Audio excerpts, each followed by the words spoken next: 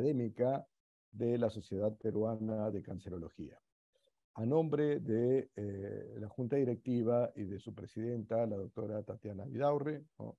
Les agradecemos su audiencia en esta importante fecha en la que nos unimos a la conmemoración del Día de la Lucha contra el Melanoma.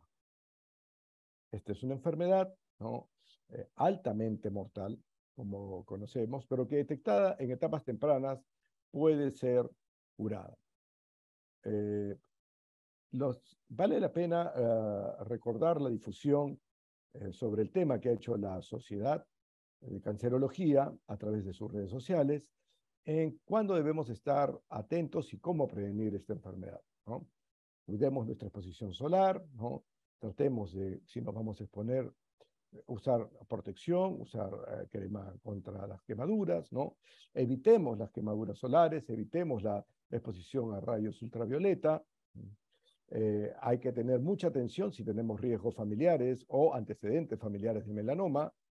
Y si tenemos muchos lunares, hay que estar atentos y vigilarlos sobre los cambios que puedan ocurrir en ellos, ¿no? Bueno, todos sabemos, los que estamos en oncología, ¿no? El ABCD del melanoma, ¿no? Inclusive las ampliaciones, porque han ido ampliándose a B, C, D, E, ¿no? Asimetría, ¿no? Bordes irregulares, la B, ¿no? La C, cambios en la coloración, ¿no? La D, de dimensiones, ¿no?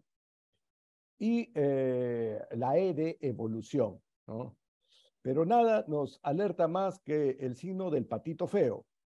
El patito feo es aquel lunar que es diferente a los demás. Ese debe siempre llamar nuestra atención. Sin más preámbulo y contando con realmente un panel muy destacado de profesionales dedicados, ¿no? A la atención de esta enfermedad, ¿no? Al que quiero mencionar, ¿no? El doctor Martín Falla, el doctor Hugo Fuentes, ¿no? El doctor Carlos Castañeda, ¿no? Dos destacados oncólogos médicos y un destacado cirujano oncólogo del área de mamas, tejidos blandos y piel. Es para mí un gran honor poder dar inicio a esta actividad, ¿no? Presentando para el primer tema, ¿no? Referente a el manejo de la enfermedad microscópica ganglionar, ¿no? ¿Cuál es su contribución? ¿Cómo es que debemos enfocarla? ¿Tiene alguna relevancia en la disección ganglionar axilar? Y para respondernos esta pregunta, hoy contamos con el doctor, ¿no? Martín Falla, ¿no? Como mencioné, destacado cirujano del Instituto Nacional de Enfermedades Neoplásicas, del área de piel, partes blandas, ¿no? Partes blandas y tejidos blandos, ¿no? Y mama, ¿no? Quien nos acompaña en esta oportunidad es miembro titular de la Sociedad de Cancerología, ¿no? Así como un investigador, ¿no? Siempre presto a colaborar en diversos proyectos de investigación. Hemos hecho algunos proyectos también con melanoma, ¿no? Y bueno, sin más preámbulo, pues dejo la palabra al doctor Falla. Bienvenido, Martín. Buenas noches, doctor Sandro. Buenas noches a todos los participantes de esta conferencia. Bueno, muy contento de poder participar, ¿no? Voy a cortar mi video para poder hacer la presentación. Como les decía, contento de poder presentar. Como cirujanos siempre nosotros nos inclinamos a la parte quirúrgica, ¿no? Pensamos que la cirugía lo puede curar todo, pero hoy en día y con la evolución de las técnicas, de los manejos biológicos, la terapia sistémica, sabemos que la cirugía cada vez queda más relegada. Lo importante es hacer un diagnóstico adecuado de lo menos a lo más, ¿no? Es los nuevos términos que se utilizan, menos invasivo a más invasivo, menos agresivo a más. Ya en las cirugías grandes, mutilantes, ya quedaron a un lado. Martín, ¿podrías poner tu presentación en pantalla? Ah, ok, gracias. ¿La ven? Sí, completamente, gracias. Perfecto. Listo. Entonces,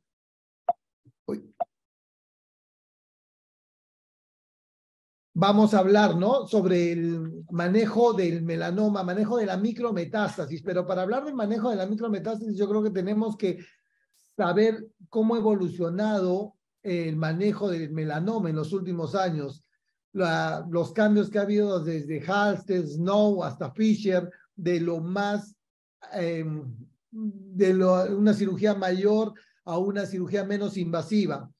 La utilidad que nos ha prestado el ganglio centinela frente al melanoma maligno y el beneficio de la linfadenectomía versus la observación.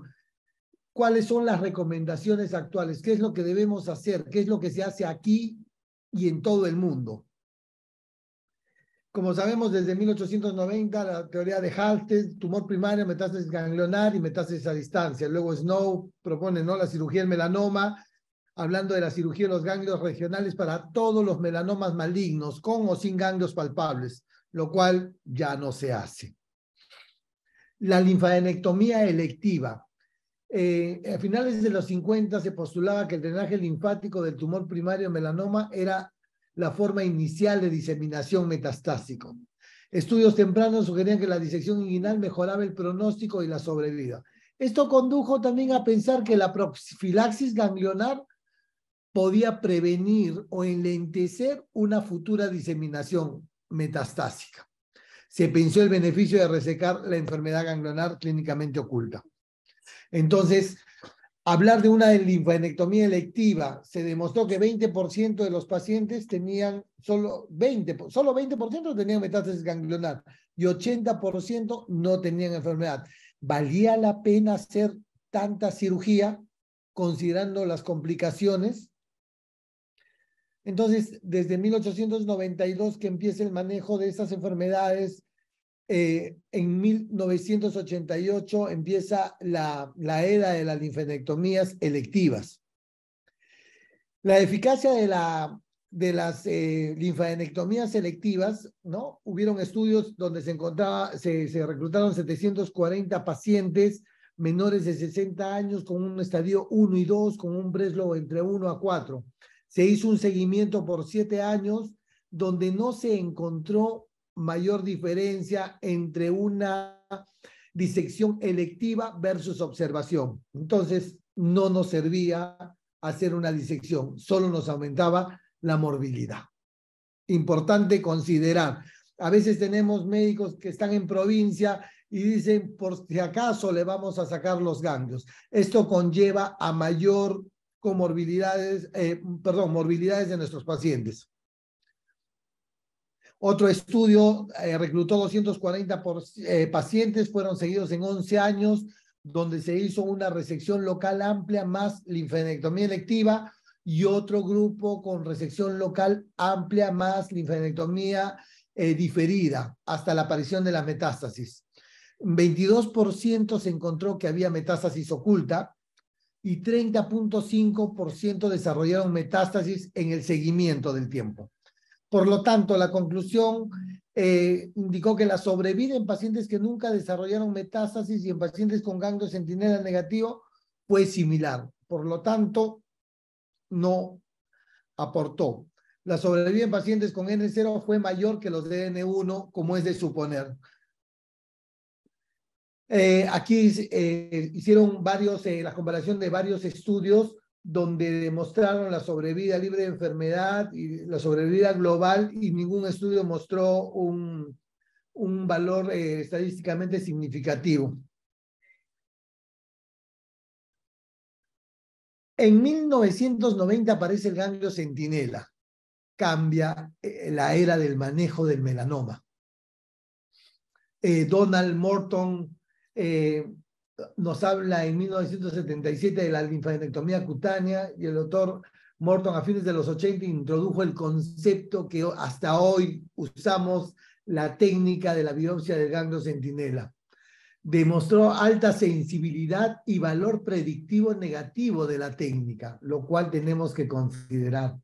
En 1990 el mapeo linfático y la biopsia del ganglio centinela ya se aplicaban en centros de referencia, y el doctor Abugataz es uno de los pioneros en nuestro instituto en realizar esta técnica. ¿Qué trajo consigo el hacer el ganglio centinela? Modificó el tratamiento del melanoma. Fin de la linfadenectomía electiva. Disminuyó la morbilidad. Dio un mayor beneficio en la sobrevida libre de enfermedad en este subgrupo de pacientes. Y algo muy importante, nos introduce el concepto de carga tumoral y ganglio no centinela. Aquí es para mencionar básicamente en 2014 el estudio del SMLT1, donde tienen dos brazos, pacientes que se hace ganglio centinela y pacientes los cuales se les hace simplemente pasan a observación. Es para tener el concepto, comenzó en 1994, si la biopsia del ganglio centinela ha podido usarse para identificar pacientes con metástasis ganglionar clínicamente ocultas. Y buscó determinar si la linfadenectomía inmediata producía mejores resultados que la linfadenectomía completa realizado solo cuando se revelaba recurrencia nodal o ganglionar durante la observación. Aquí vemos en un estudio multivariado donde vemos valores o vemos conceptos como el estatus del ganglio centinela, si es positivo o negativo, si es un valor estadísticamente significativo. El Breslow también es considerado como un valor estadísticamente significativo. Acá también se menciona la ulceración, sitio del melanoma. Acá son las tablas, este es el estudio donde se mandó a resección local más centinela positivo y resección local más observación. Básicamente para que lo conozcamos, ¿no? La conclusión de este estudio fue ganglio centinela positivo es un factor importante en el pronóstico. No hubo diferencia significativa en la sobrevida global de ambos grupos y en los pacientes con melanoma de grosor intermedio y ganglio centinela positiva, la sobrevida libre de enfermedad fue mayor en los que tuvieron una linfadenectomía inmediata versus aquellos que fueron a observación y tuvieron una linfadenectomía diferida. Esto es muy importante considerar. Ganglio centinela positivo, linfadenectomía inmediata. Si tú esperas que aparezca un ganglio o haga enfermedad, va a disminuir mi sobrevida libre de enfermedad. Entonces, después de haber hablado de toda esta introducción, recién pasamos a lo que es mi tema.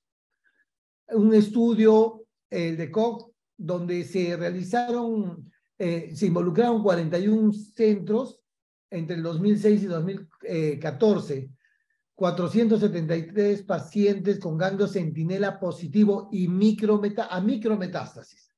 Agarraron y dividieron dos brazos, unos a las que desean linfadenectomía y otros a las que se les observaba. ¿Ok? Concepto, por favor, tiene que quedar claro para algunos médicos que están en provincia. Dos brazos, linfadenectomía a un grupo y a otro grupo observación, micrometástasis. ¿Cuál era el objetivo? Determinar la sobrevida libre de enfermedad a distancia, sobrevida libre de recurrencia y sobrevida global. Entonces, reclutaron estos grupos de pacientes, donde al final quedaron los dos brazos, uno con 233 pacientes y el otro con 240 pacientes. No hubo diferencia significativa respecto a la sobrevida libre de enfermedad, ¿no? A metástasis, sobrevida relacionada a metástasis a distancia. Tampoco hubo diferencia entre ambos grupos en la sobrevida global, importante. Y no hubo diferencia en la sobrevida libre de recurrencia.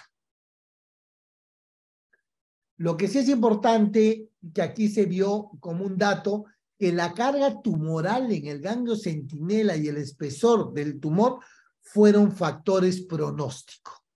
Importante cuando hablamos de micrometástasis, la carga tumoral en el ganglio centinela menos de 2 milímetros o más de 2 milímetros y el espesor como factores pronósticos. Por lo tanto, este estudio, ¿qué concluye? En este estudio la mayoría de pacientes tuvo una carga tumoral baja, no excedieron 1 milímetro, y los melanomas fueron de grosor intermedio, lo que probablemente disminuyó la afectación ganglionar en este grupo. completar la linfadenectomía no se recomienda en pacientes con micrometástasis. Importante, pero es básico analizar el tamaño de la micrometástasis y el espesor del tumor. Listo. Entonces, el rol de la linfadenectomía en pacientes que tienen ganglio positivo, se hicieron varios estudios, 117 publicaciones, 2 estudios incluidos, 7.900 pacientes con centinela positivo, a los cuales al 66% se les realizó una linfadenectomía y a un 33% fueron sometidos a observación. Pero es muy importante que acá no hablan de micrometástasis, ¿ah? Este estudio no habla solo de micro. En el que ya hemos hablado, habla de micrometástasis, pero acá hablan de metástasis en general. La linfadenectomía inmediata después de un ganglio centinela tuvo una mejor sobrevida libre de enfermedad en comparación a los grupos de observación. Ese concepto hay que tenerlo claro. No esperar a que hagan enfermedad grosera. Si me sale el centinela, proceder a una disección inguinal. Eso va a mejorar la sobrevida. Por lo tanto, ¿a qué podemos concluir? Yo como cirujano digo, el beneficio del uso del ganglio centinela. La cirugía del ganglio regional no mejora la sobrevida global frente a la observación y manejo cuando se manifiesta un compromiso ganglionar. Sin embargo, la cirugía, o sea, esto es para todos mis colegas, mejora el control regional y la sobrevida libre de enfermedad. Aún se realizan estudios y se están desarrollando nuevas técnicas para una cirugía endoscópica, para mejorar y reducir las complicaciones, lo cual considero que puede ayudar, pero cada vez nuestras incisiones para una disección ganglionar inguinal son menores. Solo necesitamos exponer el triángulo de Scarpa para poder identificar todos los grupos ganglionares. Bueno, era todo cuanto tenía que hablar respecto a al manejo pues quirúrgico, ¿no? De la micrometástasis, doctor Sandro. Muchísimas gracias, doctor Falla, ¿no? Realmente su conferencia magistral, ¿no? Felicitaciones, ¿no? Y ampliamente documentada, ¿no? Sobre todo concisa, que es lo importante para fomentar la discusión. Para continuar con la actividad, ¿no? Si puede dejar de compartir su pantalla, ¿no?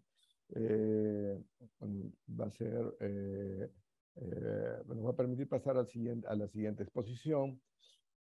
Agradeciendo a todos, por favor, los asistentes puedan hacer sus preguntas. Al final vamos a discutirlas, pueden utilizar el chat para poder plantear las preguntas que se planteen, ¿no?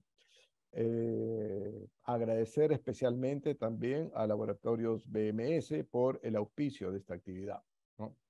Seguidamente vamos a pasar al manejo médico de melanoma, ¿no?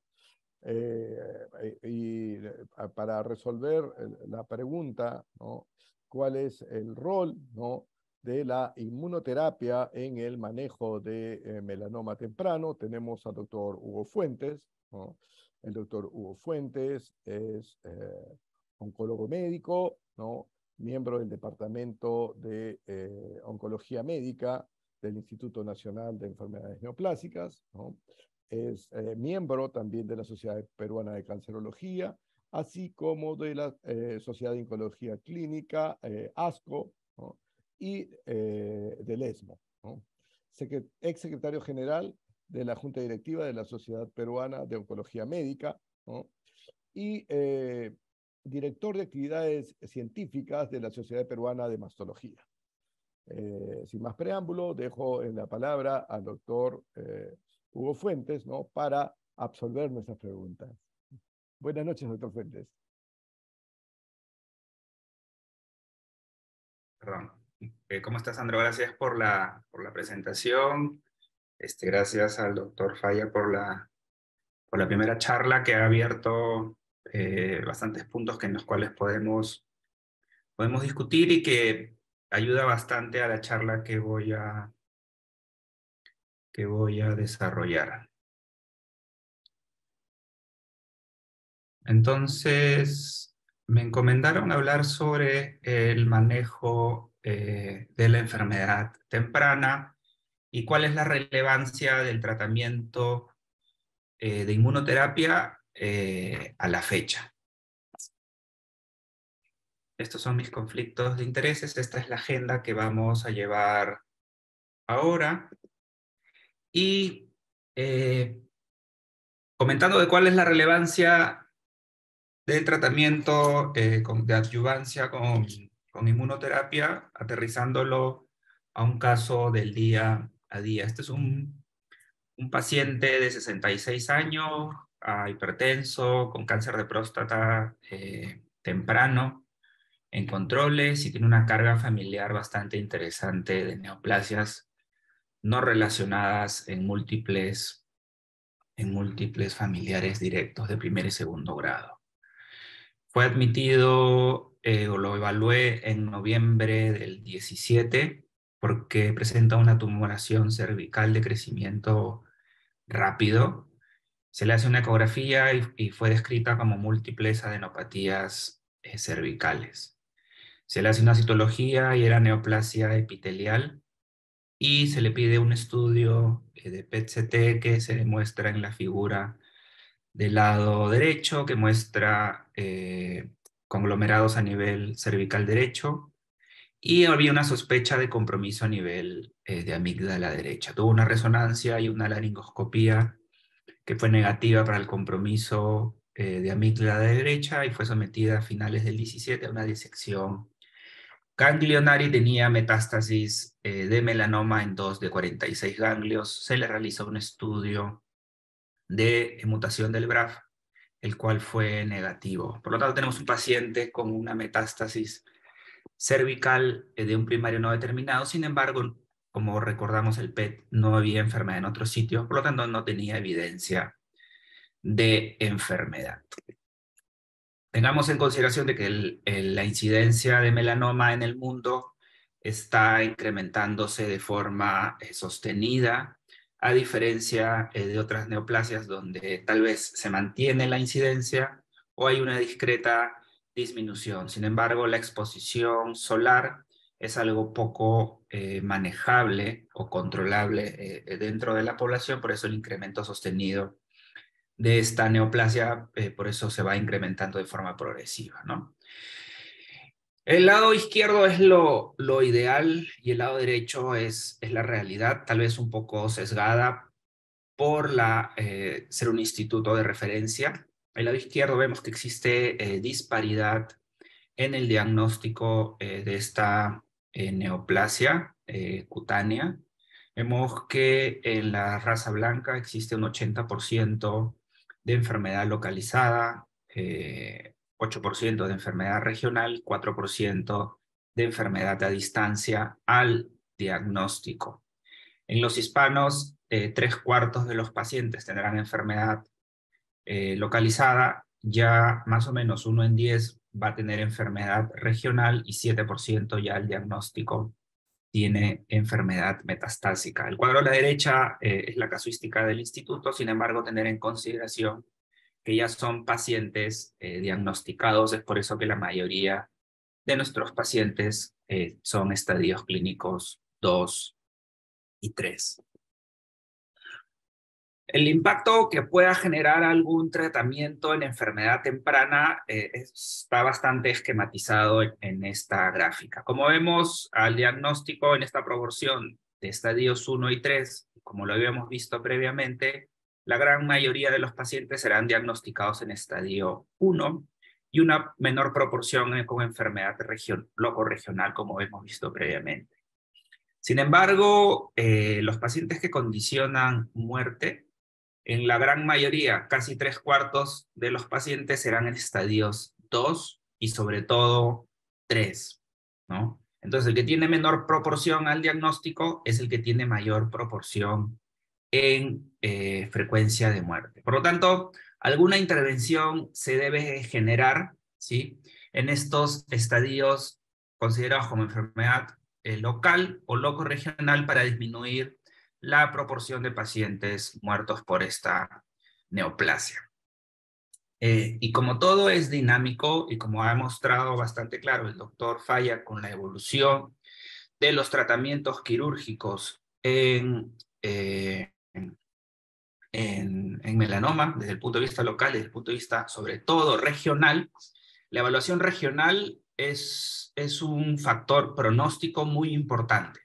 Estos son los estadios clínicos 3, que como ya sabemos por AJCC ha habido una variación con un estadio clínico 3A que tiene mejor pronóstico que el previo, y un estadio nuevo que es el estadio 3D por el compromiso ganglionar que tiene peor pronóstico que el 3C previamente descrito. Entonces, la evaluación ganglionar es un factor pronóstico bastante importante, que como vemos existirá una diferencia significativa en los estadios 3B, 3C y 3D, con una reducción de la sobrevida hasta 10 años de casi el 50% entre los estadios 3B y 3D. Por lo tanto, algo hay que hacer por estos estadios de mayor o de peor pronóstico. Como ya lo había mencionado el doctor Falla, la evaluación del ganglio centinela es bastante importante, ¿no? No necesariamente se debería de realizar la disección ganglionar en un cierto grupo de pacientes, pero qué tan relevante con respecto a tamaño juega un rol deleterio o pronóstico en este grupo de pacientes. Como vemos, tamaños tan pequeños como 0.3 milímetros a nivel ganglionar, ya hay diferencia significativa en la sobrevida libre de enfermedad. Por lo tanto, como vamos a ver más adelante, la mayoría de los estudios de enfermedad adyuvante considera el punto de corte de 1 milímetro de enfermedad metastásica a nivel ganglionar para ser reclutados en los estudios. Sin embargo, vemos que enfermedad ganglionar mayor o igual de 0.3 milímetros ya es un factor pronóstico adverso de sobrevida en esta enfermedad. Hay algunos algoritmos, hay algunas plataformas que pueden ayudar en la toma de decisión para la evaluación de recurrencia local, regional a distancia. Estos son las herramientas predictoras de riesgo del Instituto Australiano de Melanoma, pues que hay que ingresar las variables que se mencionan en la gráfica, pues si tenemos el cálculo del riesgo y con esto podemos tomar las decisiones de tratamientos o de intervenciones en nuestros pacientes. Entonces, nosotros hemos vivido una época donde la única terapia adyuvante que pudiéramos tener disponible era terapia con interferón. Y lamentablemente los perfiles de toxicidad eran bastante adversos. El tiempo que tenía que permanecer el paciente en la institución era bastante prolongado por el tipo de administración basados en los esquemas del doctor Kirwood, y el beneficio en disminución del riesgo de recurrencia era 17% de disminución del riesgo de recurrencia para interferón altas dosis y 9% de disminución del riesgo de muerte con respecto a sobrevida global de interferón altas dosis. Por lo tanto, el beneficio era bastante marginal, ¿no? Para tratamientos que duraban 1 año y con un perfil de toxicidad bastante adverso. Y ya hace más de una década, casi una década, esto ya va cambiando. Todo esto inició con el estudio del EORTC, el 18071, que tuvo poco tiempo como estándar de tratamiento en la parte adyuvante. Pueden incluir algunos pacientes de la práctica para poder recibir este tratamiento de adyuvancia, que eran en pacientes de alto riesgo, estadio clínico 3, completamente resecados, y como ven en el box del lado izquierdo, debían de tener al menos metástasis mayor de 1 milímetro, ¿no? 3A, 3B, 3C, enrolaron del 2008 al 2011 con un objetivo primario de sobrevida libre de relapso y el objetivo secundario de sobrevida global y sobrevida libre de enfermedad a distancia. Fueron randomizados 1:1 a una inducción de un esquema de ipilimumab que no usamos de forma convencional de altas dosis por 3 meses y posteriormente cada 3 meses por máximo de 3 años. El objetivo primario de sobrevida libre de relapso fue positivo para el brazo de ipilimumab, como una disminución del riesgo de relapso en 25%, y sumado también a la sobrevida global, una disminución del riesgo de muerte del 28%, más o menos un delta del 10% para ambos objetivos. El problema de esta administración de ipilimumab a altas dosis, como ven en el box de la parte inferior, era la toxicidad. 1 de 3 pacientes abandonaban el tratamiento basados en toxicidad y casi 1 de 2 desarrollaban efectos adversos 3 y 4.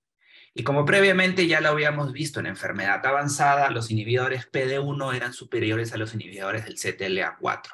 Por lo tanto, el esquema del CheckMate 238, que es un estudio doble ciego, fase 3 randomizado, que compara con un esquema activo, que es el ipilimumab a altas dosis, que previamente era la única alternativa dentro de las guías NCCN, fue comparado con un inhibidor del PD1, que es el nivolumab, ¿no?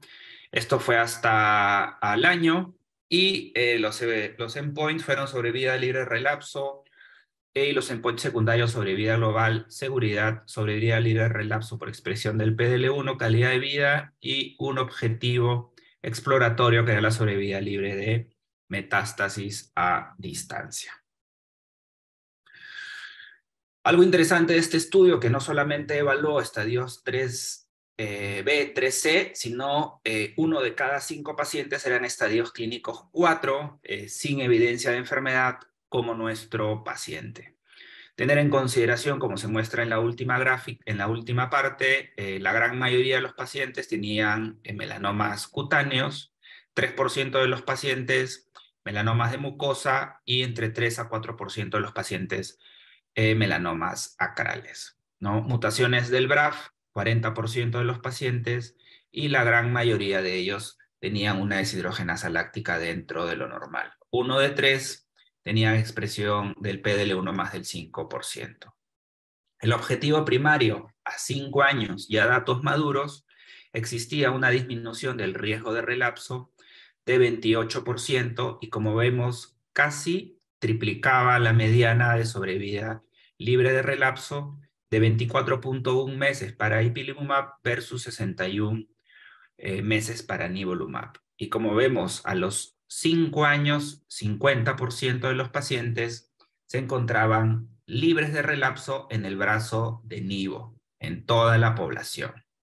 Si se pregunta si es que el beneficio fue igual para los 3 que para el 4, y como vemos, este delta se mantenía en el tiempo incluso mayor en los estadios clínicos 4, pero hazard ratio bastante similar, 0,7 independiente de los estadios e independiente del estado mutacional, si eran wild type o si eran mutante o si eran mutados, el beneficio existía del brazo de nivolumab versus ipilimumab. Por lo tanto, el nivolumab fue un tratamiento superior al régimen activo en ese momento, nivolumab para el tratamiento adyuvante de pacientes con melanoma de alto riesgo 3B, 3C por AJCC número 7 y 4 sin evidencia de enfermedad. Este objetivo exploratorio, que fue la sobrevida libre de enfermedad a distancia, también fue superior para el brazo de nivolumab a 5 años. Casi 60% de los pacientes estaban libres de metástasis a distancia en el brazo de nivolumab. Como habíamos visto previamente en el estudio del ERTC 18071, que el principal problema del ipilimumab a altas dosis es que 1 de 3 abandonaban tratamiento relacionado a la toxicidad, y casi el 50% de los pacientes tenían un efecto adverso 3-4. A gran diferencia del nivolumab, que solo 14% de los pacientes tenían efectos adversos 3 o 4, y solo 3% de los pacientes descontinuaban terapia basado en la toxicidad. Por su contraparte, el otro inhibidor del PD1, que es el pembrolizumab, también tiene el estudio que es el Keynote 054, que igual evalúa pacientes con estadio clínico 3, randomizados 1-1, casi 1000 pacientes, pembrolizumab por 1 año, a diferencia del estudio el 238, su brazo comparador es placebo. Objetivos primarios y secundarios similares, sobrevida libre de relapso, y objetivo secundario, sobrevida libre de metástasis a distancia y sobrevida global. La mayor proporción de los pacientes, estadios clínicos 3B, y pues la proporción de pacientes, al igual que el 238, la población mutada, 40% de los pacientes. Resultados positivos para el brazo de ipilimumab. Vemos que el hazard ratio es inferior al estudio de nivolumab. Sin embargo, tener en consideración que la comparación de este estudio es con placebo. Por lo tanto, el delta del beneficio y, por ende, el hazard ratio va a ser mejor. Sin embargo, los resultados a 42 meses de la sobrevida libre de relapso son bastante similares al estudio previamente evaluado. El beneficio, igual que el nivolumab, fue en pembro, en el Keynote 054, el beneficio fue similar para los pacientes con BRAF mutado o BRAF wild type. El objetivo secundario, sobrevida libre de metástasis a distancia, hubo una disminución del riesgo del evento de 40% a favor del pembrolizumab, y esto fue consistente en todas las subpoblaciones, independiente de la expresión o no de PDL1 y del estado mutacional, con un delta de beneficio de casi 20%, tanto en la sobrevida libre de relapso como en la sobrevida libre de metástasis a distancia. Por lo tanto, tenemos dos alternativas de tratamiento con poblaciones no necesariamente similares. Vemos que el 238 incluyó 3B, 3C por AJCC número 7 y 4 sin evidencia de enfermedad. Y el estudio Keynote 054 incluyó 3A, 3B, 3C por AJCC número 7. Esta es una revisión del grupo alemán y, como vemos, la tendencia es bastante similar a la prescripción de inhibidores de PD1, y hay una pequeña proporción de pacientes que reciben inhibidores del BRAF y MEK, que, como saben, también tiene aprobación para el tratamiento adyuvante en melanoma estadio clínico 3. Si se preguntan si es que existe alguna diferencia en beneficio con respecto a uso de inhibidores BRAF-MEK versus inhibidores de PD1 en esta población de BRAF mutados, vemos que en el tiempo el beneficio, tanto en sobrevida libre de recurrencia como en sobrevida global, pues se entrecruzan ambas terapias. Por lo tanto, el beneficio es bastante similar a largo plazo de ambos tipos de terapia. Sin embargo, son toxicidades distintas. Por lo tanto, es un metaanálisis que evalúa los diferentes tipos de terapia post-interferón, como hemos mencionado, y todas tienen un beneficio a favor de la intervención para el uso de este tipo de tratamientos. Bueno, nuestro paciente fue discutido en una junta multidisciplinaria luego de la cirugía, y se decidió iniciar el tratamiento con nivolumab porque era el único estudio que había demostrado algún beneficio en esta población de 4 sin evidencia de enfermedad, y basados en el estudio CheckMate 238, completa un año de tratamiento en diciembre del 2018. Estamos hablando casi 5 años de tratamiento.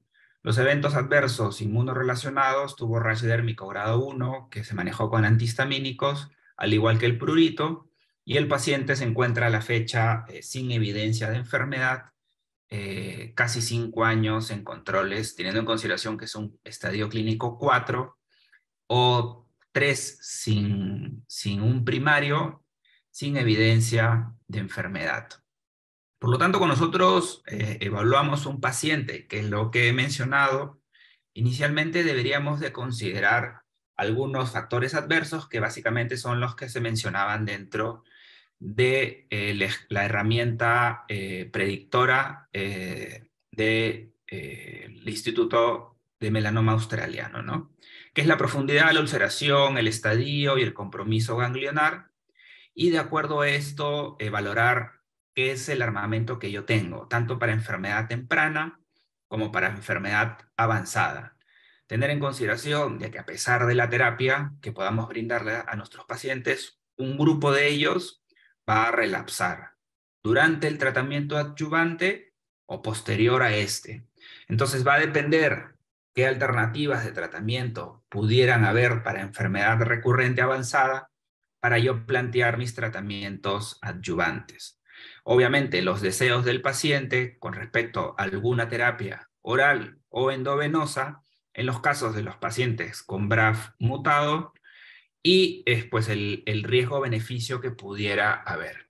Habrán poblaciones que tendrán contraindicaciones para uno u otro tratamiento, y la idea es poder, evidentemente, de acuerdo a los objetivos de los estudios, incrementar o mejorar la sobrevida libre de enfermedad, mejorar la sobrevida libre de enfermedad a distancia e idealmente mejorar la sobrevida global.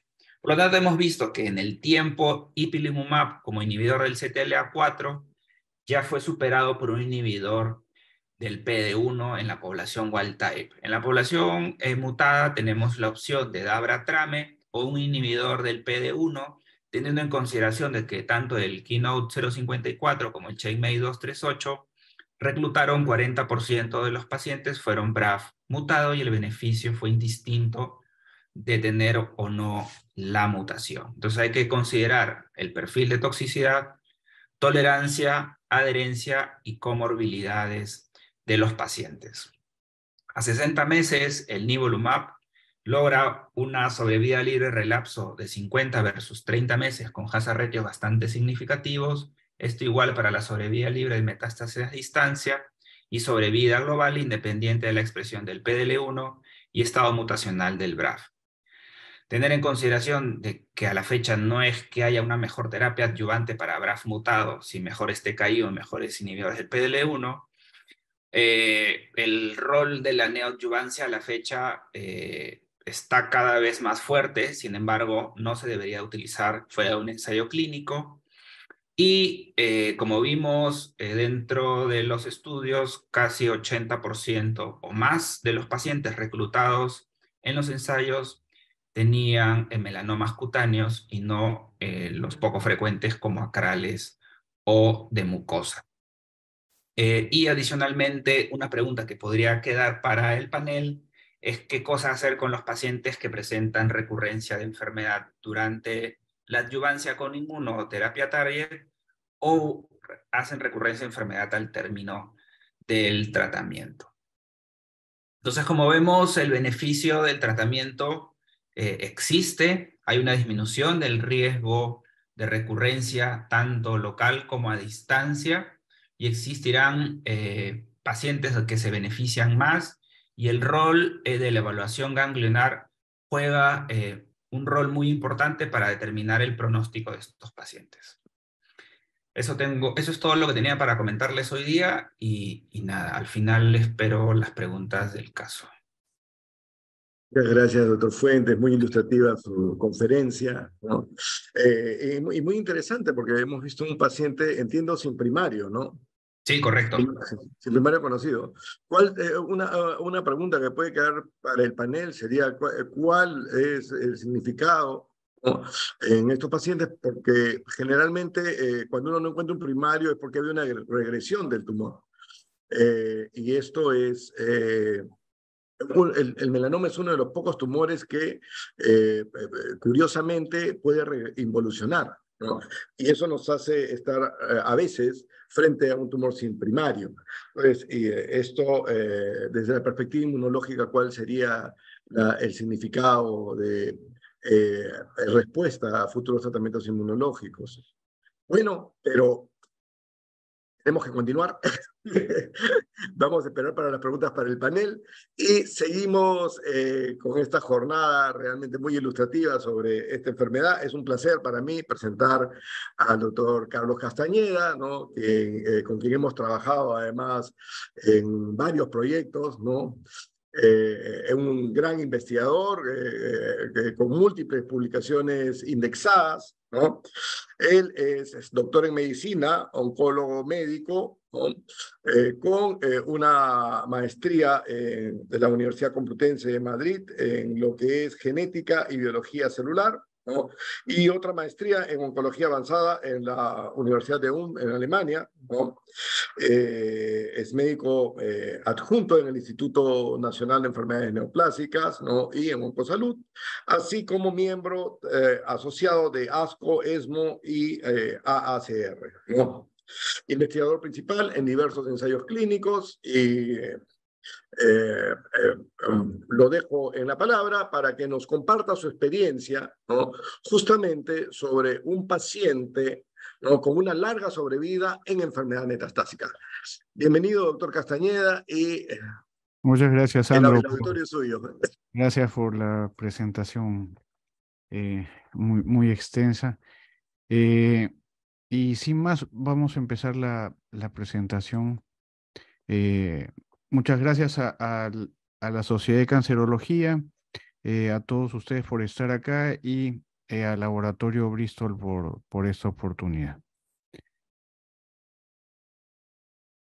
Listo. La charla que me han encargado es largo sobreviviente en melanoma metastásico.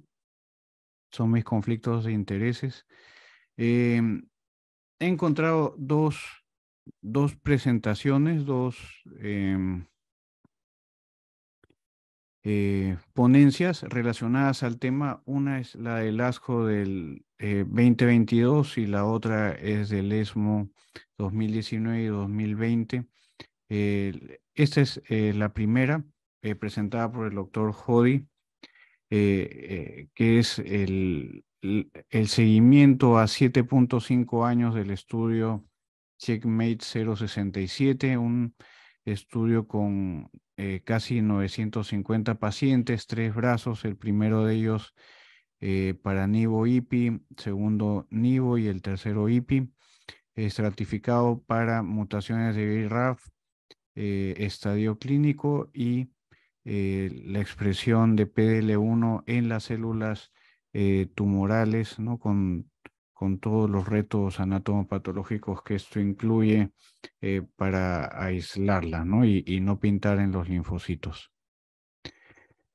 Y los hallazgos que presenta el doctor Jody en este... Quiero sacar esto de acá.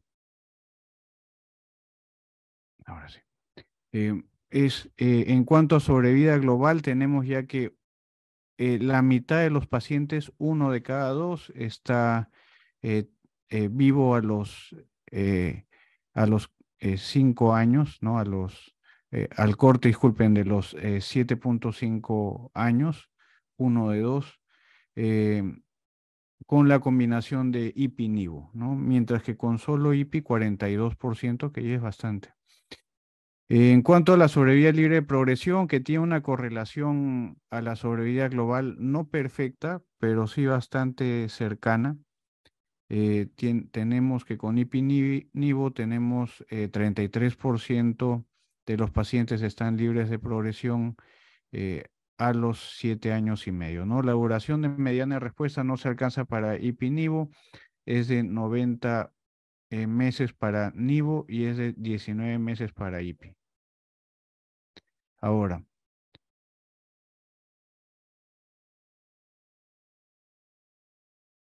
en cuanto al seguimiento de la presentación que han ido haciendo cada año, no encuentran que haya una nueva toxicidad, no encuentran más eventos adversos relacionados, y las muertes que se han agregado, este 1% del control anterior al siguiente, ha sido básicamente por la progresión de enfermedad, 4 casos más. Este es uno de los análisis estadísticos que hacen ahora con todas las pruebas estadísticas que existen, y que lo presenta siempre el grupo del doctor Acerto, en el cual podemos ver ya las largas sobrevidas que se pueden alcanzar con la combinación de IPI-NIVO, que es en el naranja, o sea, la tenemos acá arriba, una de las más altas sobrevidas alcanzadas en los pacientes, ¿no? Hasta este momento, este es un un algoritmo publicado en el año 2020, ¿no? Vamos a ver qué ha seguido en este tiempo.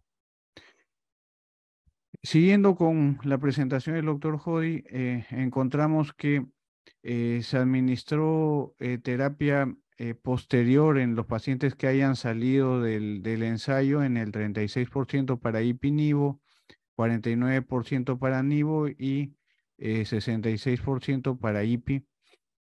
La mediana de las respuestas a las siguientes líneas de tratamiento para ipi-nivo no se alcanzó, 24 meses para nivo y 8 meses para ipi con la segunda línea de tratamiento.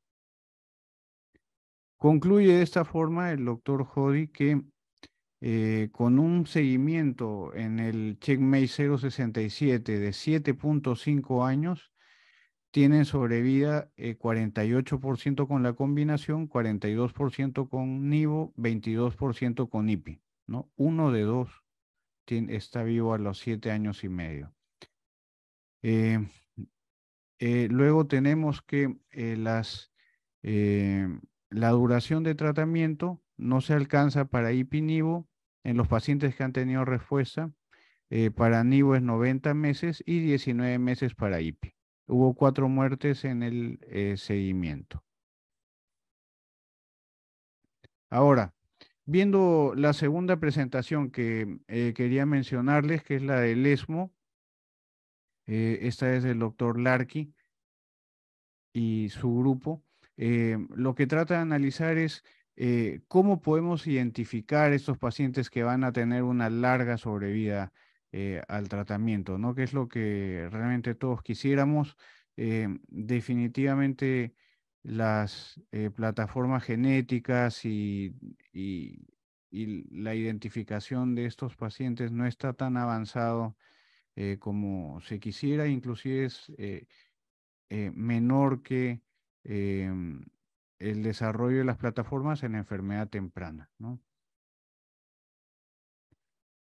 Este es el análisis por subgrupos del estudio 067 y encontramos, como lo vamos a ir desarrollando en los siguientes slides, que hay algunos factores que hacen que la línea, que el punto favorezca a ipi-nivo, ¿no? Que la mediana de esta línea tenga una tendencia hacia ipi-nivo, ¿no? Esto incluye PDL1, puede incluir mutaciones en BRAF. Siempre hay que tener en cuenta que son análisis posteriores, ¿no? Por subgrupos, no han sido el objetivo del estudio al inicio cuando se desarrolla, ¿no? Ese es para sobrevida libre de progresión y es bastante similar para sobrevida global en cuanto a las mutaciones y en cuanto a PDL1, que lo vamos a desarrollar en los siguientes slides. Entonces, el primer factor asociado a una sobrevida más larga en cualquiera de los análisis que se haya publicado es la respuesta, ¿no? Aquellos pacientes que hacen respuesta parcial o respuesta completa son los pacientes que van a tener una duración de tratamiento más prolongada. Este es en la población total. Encuentran tasas de respuesta de 58% para ipi-nivo, 45% para nivo y 19% para ipi. Pero en los pacientes que están vivos a los 5 años, que fue el corte que hizo para el año 2019 en esta presentación, encontraban que para ipi-nivo las tasas de respuesta de los que estaban vivos a los 5 años era 85%. O sea, se seleccionan los pacientes que tienen respuesta parcial o completa en el grupo que tiene una larga sobrevida. Es el factor más importante, inclusive más importante que la sobrevida libre de progresión, es la presencia, el desarrollo de una respuesta y que se va acumulando en el tiempo, pero que empieza el análisis a los 12 meses, como lo vamos a ver después. En nivo también, 79% de los que están vivos a los 5 años tenía una tasa de respuestas para nivo. No tiene que ser respuesta completa. Vemos acá que Inclusive las respuestas completas han sido más altas para nivo, 38 y 42, ¿no? Versus la combinación. No tiene que ser solo entre respuesta parcial y respuesta completa. Y acá tenemos la gráfica de la sobrevida libre de progresión en relación a la respuesta, ¿no? Los que hacen respuesta completa y Nivo, larga sobrevida. Inclusive los que hacen respuesta parcial es bastante parecido a respuesta completa. Con Nivo, respuesta completa, más beneficio, respuesta parcial también tiene una larga sobrevida. En la sobrevida global, muy similar. Respuesta completa y respuesta parcial son los que tienen mayor sobrevida. Con Ivo también. Ahora, el segundo factor que podría estar afectando, podría identificarnos los pacientes que tienen larga sobrevida, puede ser PDL1. En el Anderson lo utilizan desde hace varios años para las tinciones, para poder identificar a qué paciente van a darle la combinación de IPI-NIVO. Y entiendo que en Europa también ahora la aprobación depende de la tinción de PDL1. ¿Por qué? ¿No? Los pacientes que tienen una menor tinción de PDL1 requieren el uso de agregar ipilimumab para poder superar esta menor sensibilidad a nivolumab, mientras que los que tienen PDL1 alto, podría bastar solo nivolumab, ya no necesitan agregarle ipilimumab, como lo vamos a ver en las curvas que siguen. Ahora, en este análisis de subgrupos, para PDL1 menor de 1% se llega en cuanto a la sobrevida libre de progresión. Para PDL1 menor de 5 también tiene la tendencia. Para PDL1 de 10 ya no existe la tendencia. Entonces el corte es un tema bastante importante. ¿En qué medida lo vamos a tomar? Si es que vamos a hacer algo más laxos en la medida, podemos tomar el PDL1, el corte de 5%, que es el estudio que con el 28.8, la cepa 28.8, que es la de DACO, que evalúa nivolumab de Bristol. Sin embargo, el estudio 238, disculpe, el estudio 67, el corte que usaba como positivo era de 5%.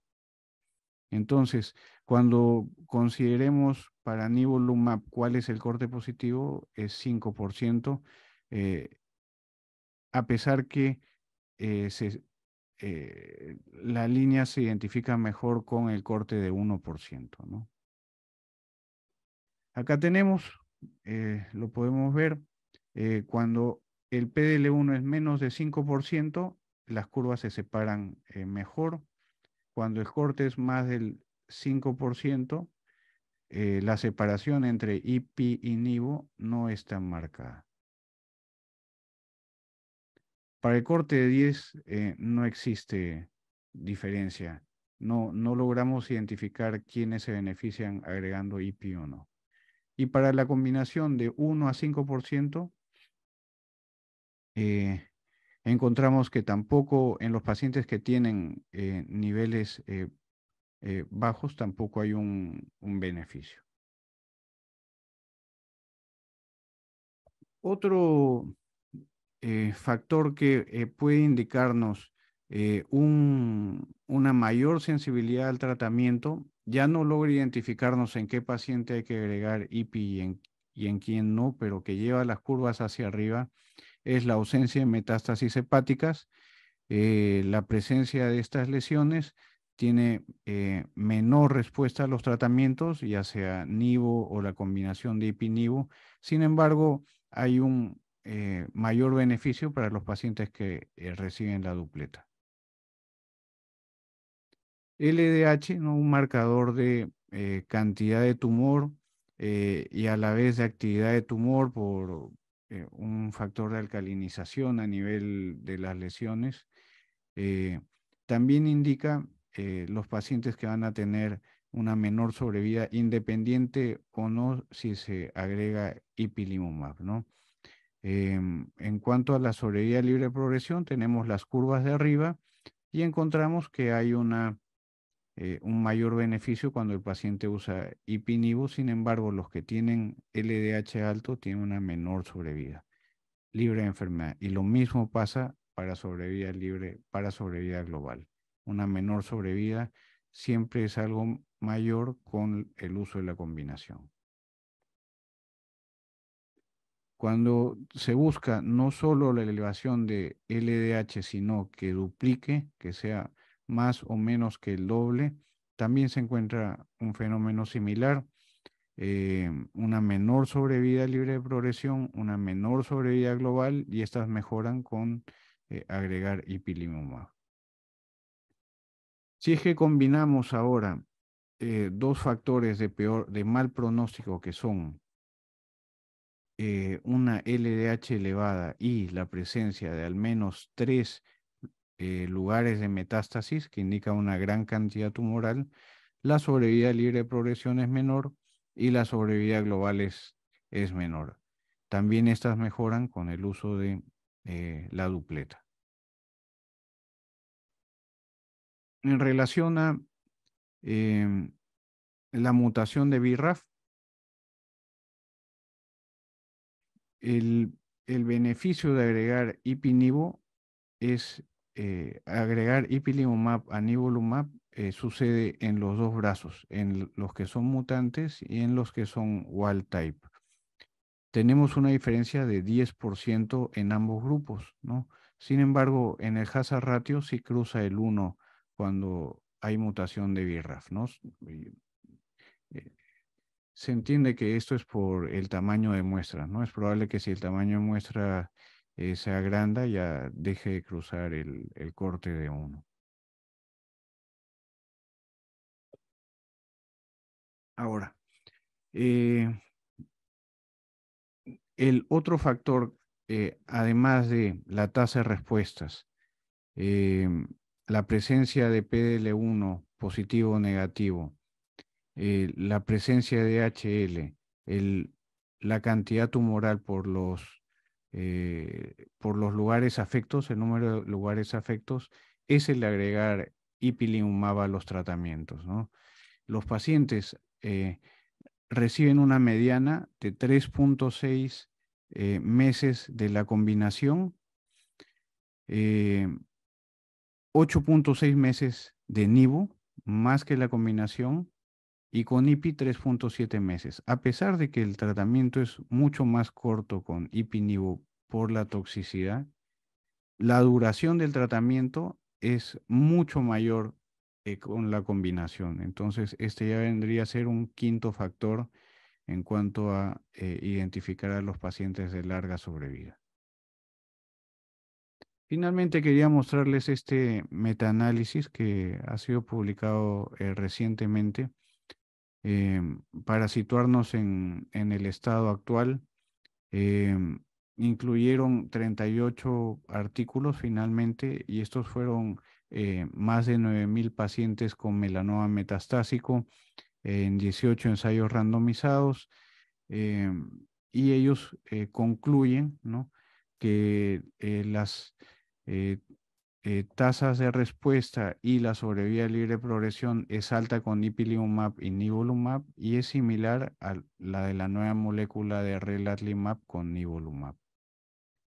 La terapia, la tripleta, ¿no?, a pesar de la toxicidad, que incluye anti-PDL1, terapia dirigida BRAF-MEK, tiene las más altas tasas de respuesta y la sobrevida libre de progresión más alta. Hay que entender que esto es en una subpoblación que tiene la mutación BRAF, no es en la población completa.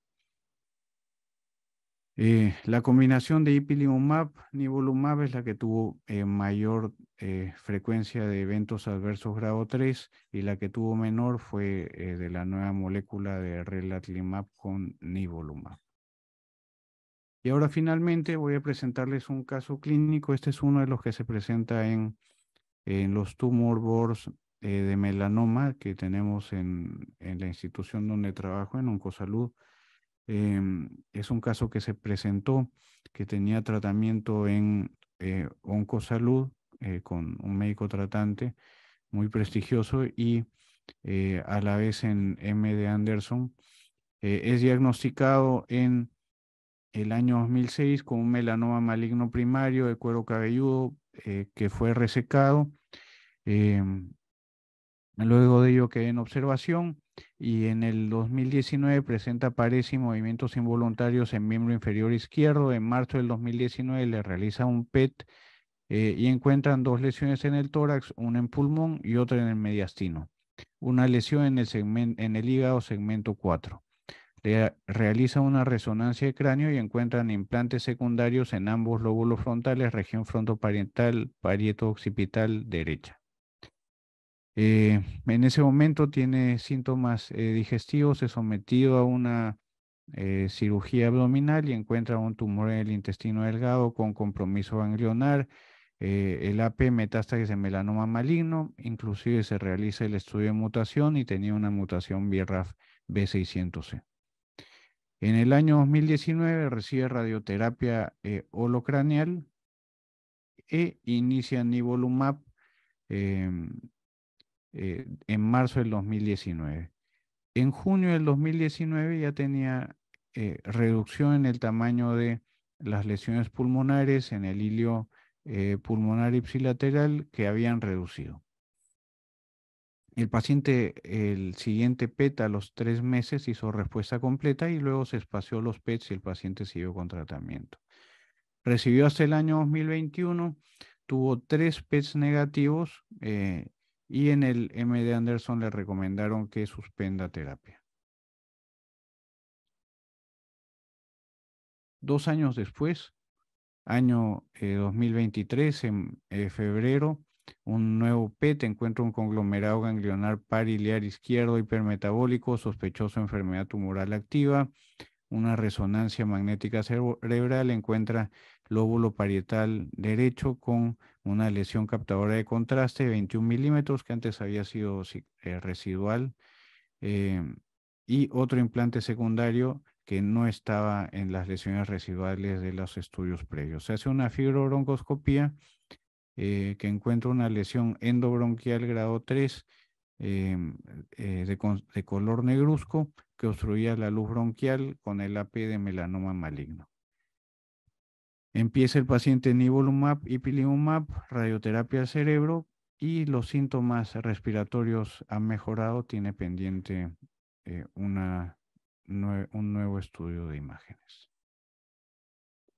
Les agradezco mucho su atención y quedo atento a cualquier pregunta. Gracias. Muchas gracias, doctor Castañeda, y a todos los distinguidos ponentes, ¿no? Vamos a pasar a tratar de absolver las preguntas que se han planteado a través del chat. María Solís Quispe, ¿no?, nos pregunta acerca de cuál es el diagnóstico molecular estándar que están utilizando para melanoma y cáncer de piel.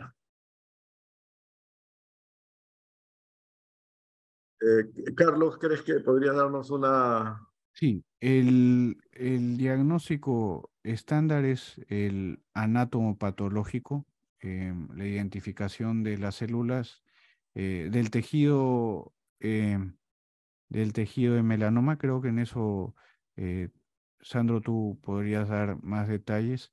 Adicionalmente a ello, la mutación de BRAF es recomendado para los estadios clínicos 4, ¿no? En los estadios clínicos 3 podemos hacer el estudio de mutación, sin embargo en el medio no tenemos la molécula BRAF utilizada para adyuvancia, que es la Abrafenib Trametinib. No la tenemos en Perú. Entonces, el uso de la mutación en estadios clínicos 3 va a ser básicamente para ver el pronóstico, ¿no? Que son pacientes que tienen peor pronóstico y prepararnos si es que la enfermedad retorna. Quizá solamente para dar una ampliación a lo que bien ha contestado Carlos, tenemos que aclarar que la parte molecular, ¿no?, tiene dos áreas, ¿no? Una está referida a, disculpen, estoy con la mascota rondando. Disculpen los ladridos. Bien, una referida netamente a lo que es diagnóstico, en lo cual tenemos varias herramientas, ¿no? Para diagnóstico, en caso de duda diagnóstica, la primera aproximación es a través de la inmunistoquímica, ¿no?, que es parte del estudio anatomopatológico. Y curiosamente, el BRAF, la mutación no soluciona este problema porque el BRAF B600C, ¿no?, así como el B600C, que también podemos encontrarlo mutado, no es específico de melanoma.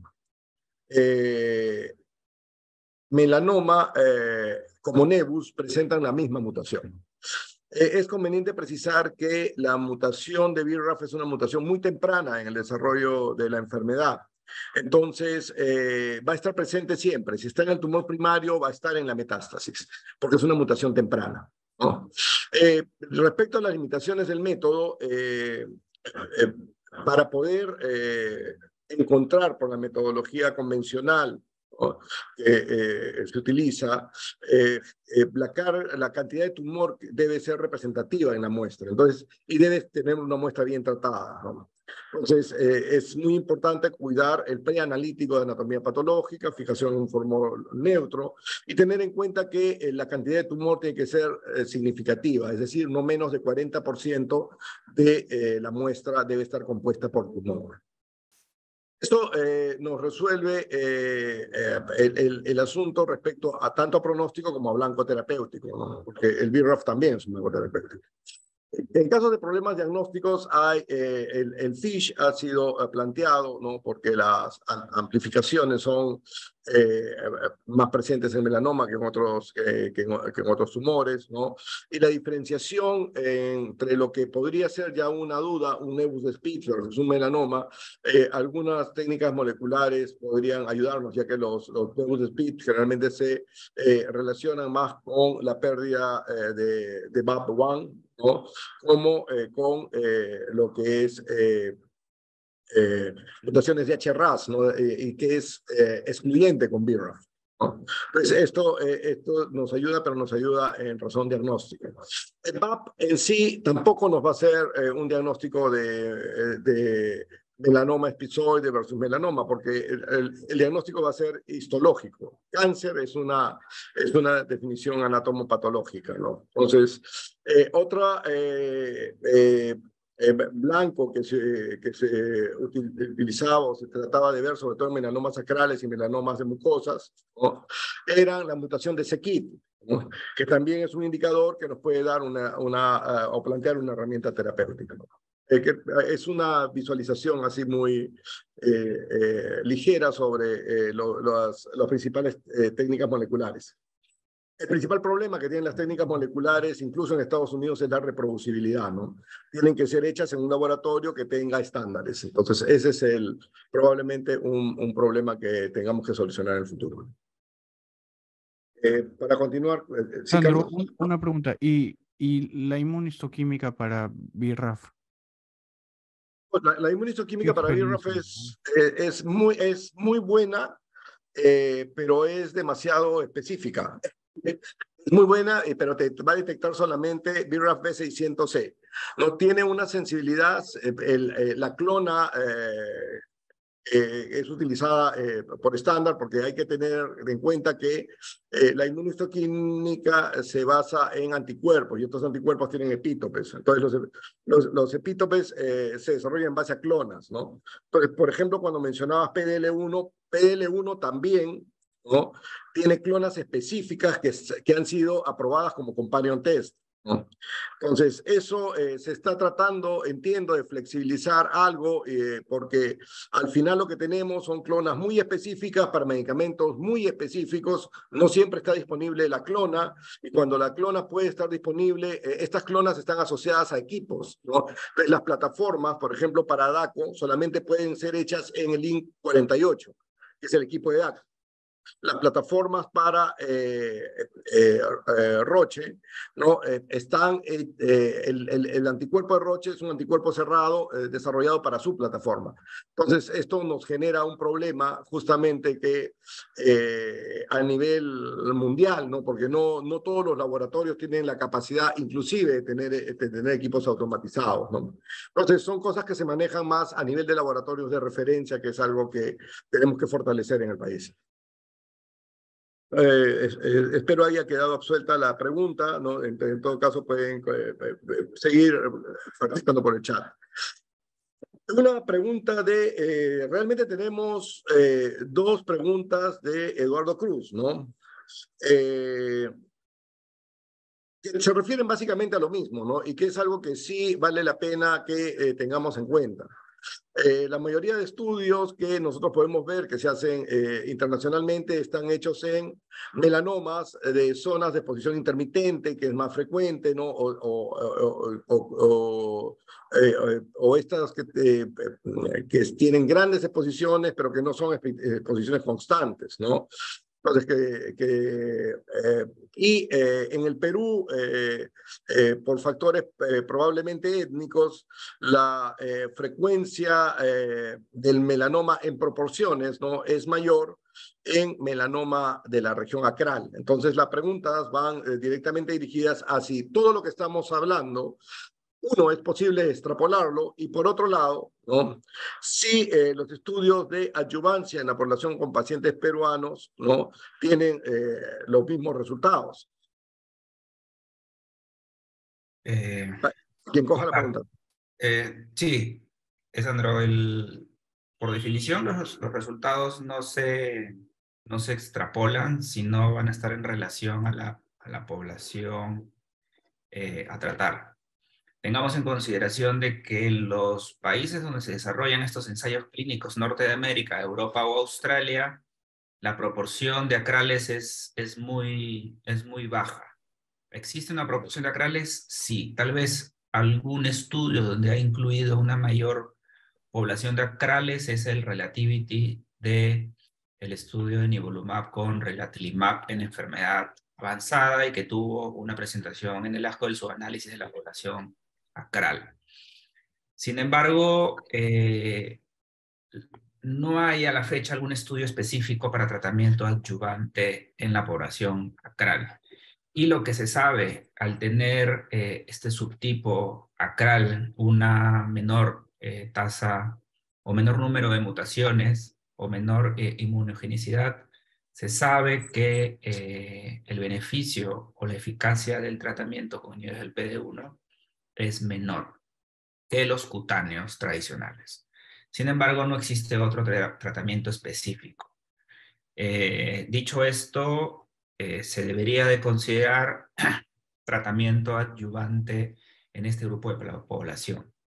Más aún, dentro de los documentos técnicos de tratamiento adyuvante de el ASCO, hay un enunciado donde se menciona que los melanomas, incluso mucosos, que son más raros que los acrales en nuestra población, deberían de tratarse tan igual como los melanomas cutáneos en el tratamiento adyuvante. ¿Se debería extrapolar? La respuesta es no. Evidentemente hay criterios de exclusión y los criterios de exclusión en melanoma básicamente van por los melanomas uveales, que biológicamente es una enfermedad totalmente distinta. Completamente de acuerdo, ¿no? O sea, es la evidencia que tenemos al momento, pero hay que tener en cuenta de que en nuestra región tenemos abierta toda una posibilidad de investigación, ¿no? Entonces, esta es una pregunta que nos tenemos que responder nosotros y para eso necesitamos que los grupos de investigación le pongan énfasis a esto.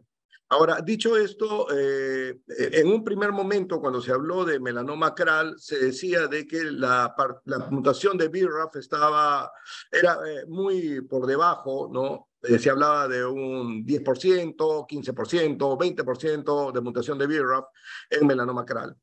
Sin embargo, en los estudios que hemos realizado, y en esto hemos participado en cooperación con MD Anderson, Carlos Castañeda ha estado también trabajando con nosotros, particularmente en ocasiones liderando el grupo, ¿no? Encontramos que BRAF realmente con nosotros no es en melanoma acral una mutación que sea tan baja, ¿no? En esto nos parecemos mucho a los asiáticos, ¿no?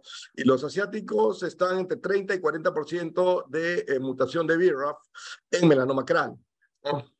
Últimamente lo presentamos un trabajo también en cooperación con MD Anderson, en el cual se hace una comparación de melanoma acral de pacientes hispanos, ¿no? Incluyendo peruanos, una serie muy corta, que es la debilidad probablemente de esta presentación que se hizo en USCAP, ¿no?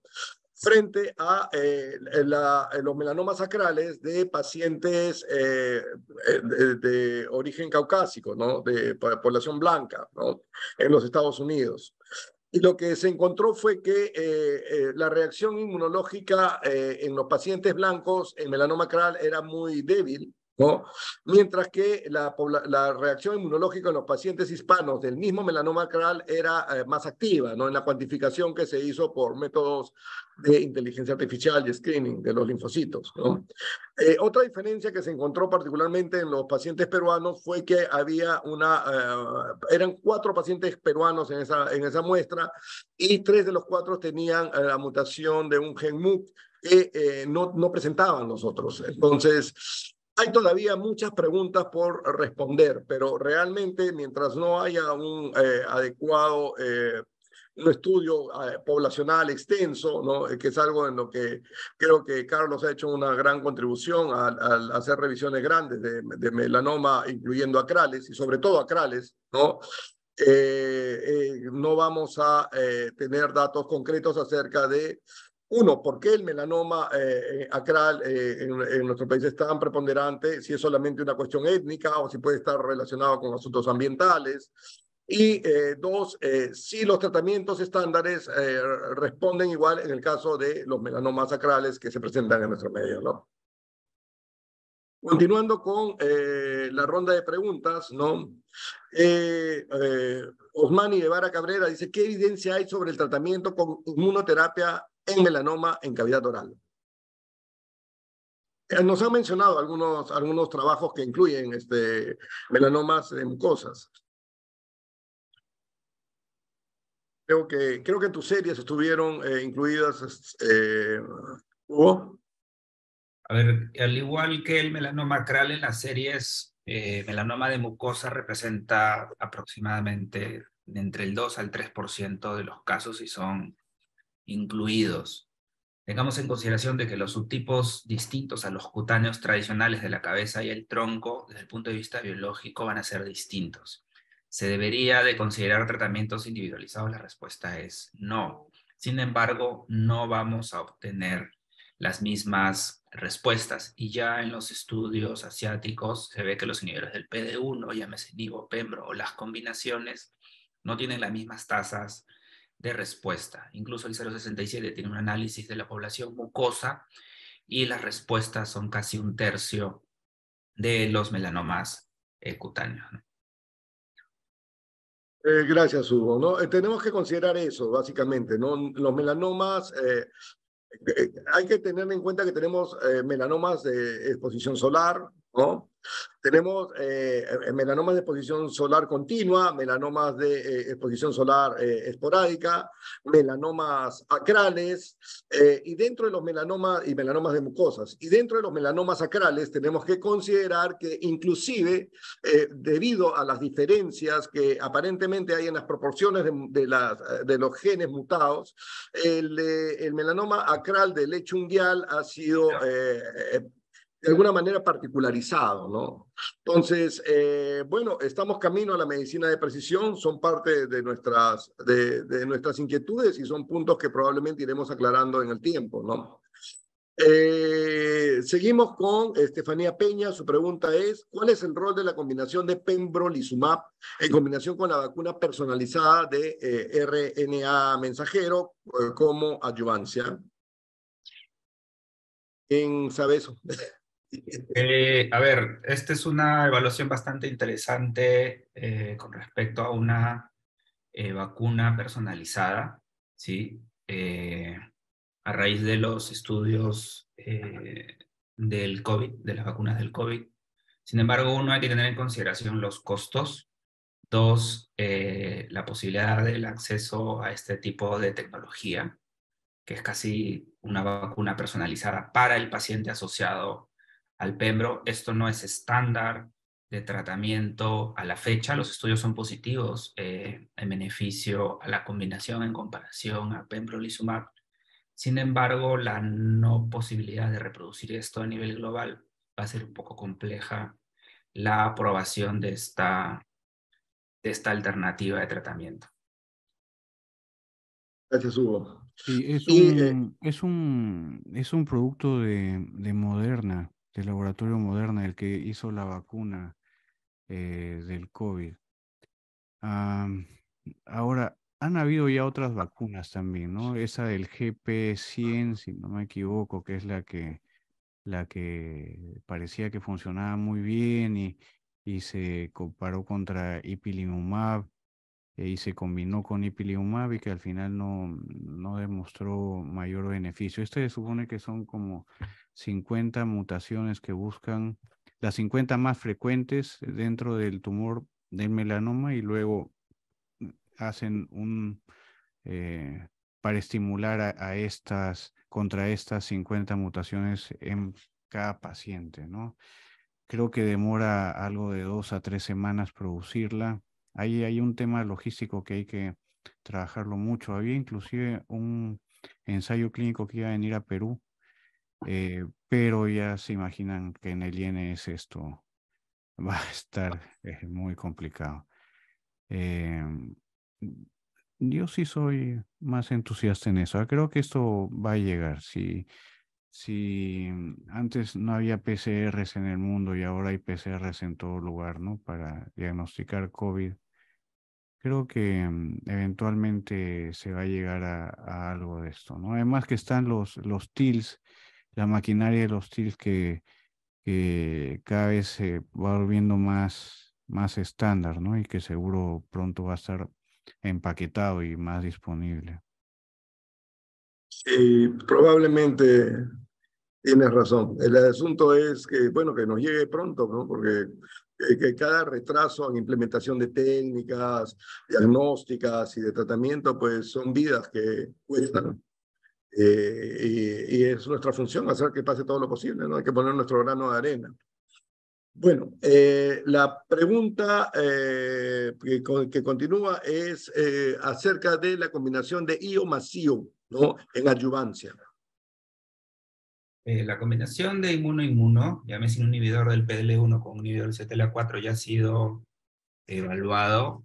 En los estadios clínicos 3 no tiene mayor beneficio y es en la población de los estadios clínicos 4 sin evidencia de enfermedad donde juega un rol importante. El estudio INMUMED, que es en población 4 sin evidencia de enfermedad en comparación a NIVO, la combinación inmuno-inmuno es superior. Entonces, si hay alguna población especial, porque hay que tener en consideración que los estadios clínicos 4 operados sin evidencia de enfermedad es una población bien especial. Ellos se podrían beneficiar del tratamiento adyuvante con inmuno, ¿no? Bien, voy a llamar un poco la atención del doctor Falla para que nos resuelva algunas incógnitas que han quedado desde la perspectiva quirúrgica. Martín, que nos podrás dar una mano. Vamos planteando las preguntas a ver si las podemos resolver en el panel. Esto lo hemos conversado antes, Hugo, pero me parece que es importante reforzarlo, ¿no? Estamos hablando de enfermedad mínima ganglionar. Hemos empezado esta conferencia con ese tema, enfermedad mínima ganglionar. La definición, a partir de cuánto nosotros podemos considerar, ¿no? Una enfermedad ganglionar significativa. ¿Cuál es la cuantificación? Nos presentó un trabajo, Martín, acerca de respecto a pronóstico de menos de 1 milímetro, más de 1 milímetro. Para iniciar terapia, cuando hablamos de melanomas tempranos, hablamos de estadio, entiendo la definición para ustedes es a partir de estadio 3, ¿no? ¿Cuál es la medida que ustedes tienen para decir, bueno, ahora puedo dar terapia adyuvante a partir de qué carga tumoral, a partir de qué tamaño de metástasis? 1 milímetro. Los estudios que he mencionado, tanto del ipilimumab altas dosis y el 0,54, incluyen pacientes con carga tumoral ganglionar más de 1 milímetro. Llámese estadio clínico 3A por AJCC número 7. Si tenemos un ganglio con, porque lo que pasa generalmente o muchas veces es que ese ganglio tiene múltiples focos metastásicos. ¿Estos se deben considerar por separado o sumamos las dimensiones? Es por separado. O sea, manda el foco mayor. Sí. Ok, entonces para poder comenzar terapia nosotros tenemos que considerar que la micrometástasis en su foco mayor de micrometástasis mida más de 1 milímetro. Así es. Así es. Bien. Tengamos en consideración de que sí existe una diferencia significativa, como le mostré dentro de una de las publicaciones del JCO, de la enfermedad micrometastásica de los ganglios centinelas, el punto de 0.3 milímetros para arriba o para abajo, ya tiene significancia con respecto a la sobrevida. O sea, metástasis ganglionares mayores del punto 3 para arriba ya es un pronóstico ominoso para los pacientes. Huguito, hola, hola. Hola, Martín. Hola, es 2 milímetros, Huguito. Para tratamiento adyuvante, los estudios reclutaron más de 1 milímetro de la metástasis estadio clínico 3A. Ah, ya. Pero con micrometástasis ya la sobrevida cambia, ¿no? Sí. 2 milímetros.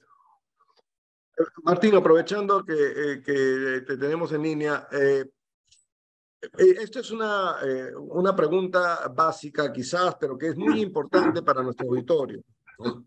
Porque, bueno, a todos los médicos que podamos nosotros, de alguna manera, ponernos de acuerdo, ¿no? Acerca de qué es lo que se debe hacer, ¿no? En el momento de biopsiar una lesión sospechosa. O sea, ¿cuál debe ser la aproximación quirúrgica frente a una lesión sospechosa? Entonces, viene un paciente, dice, doctor, mire, este lunar ha variado mucho y está creciendo, era un puntito y ahora vea usted, está mide 6 milímetros, ¿no? Y está cambiando de color. ¿Qué haces tú en ese momento? ¿Cuál es tu aproximación desde la perspectiva quirúrgica? ¿Lo biopsias? ¿Le haces un shave? ¿Le haces una biopsia punch? ¿Lo estirpas? ¿Cuál debe ser la aproximación quirúrgica? Ok, cuando yo tengo la evaluación, o sea, el paciente acude por primera vez generalmente donde nosotros los cirujanos y tenemos una lesión sospechosa bajo ciertos criterios, hoy en día se hace una dermatoscopía. La dermatoscopía es un método por el cual disminuimos la posibilidad de biopsias innecesarias. ¿Ok? Entonces, ya nuestra valoración clínica se hace mucho más fina con la dermatoscopía. Dependiendo del tamaño de la lesión, nosotros decimos, vamos a hacer una biopsia incisional o una biopsia excisional. Si es una lesión pigmentada pequeña, menos de 6 milímetros, de 8 milímetros, excisional. Sacamos toda la lesión con un punch. O si es más grande, solo incisional y tomamos una muestra de la parte central de la lesión. Después de esto, nosotros tenemos que valorar, por eso es importante contar con un buen oncólogo que te pueda decir los criterios, el Breslow, las dosis, si hay o no hay ulceración.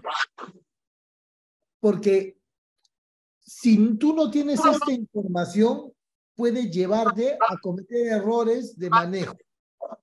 Por ejemplo, un Breslow de 0.8 sin ulceración o 0.7, entonces tú ya dices, oye, no le hago centinela. Pero si te dice, oye, hay ulceración, ya cambia, ¿no es cierto? Cambia completamente.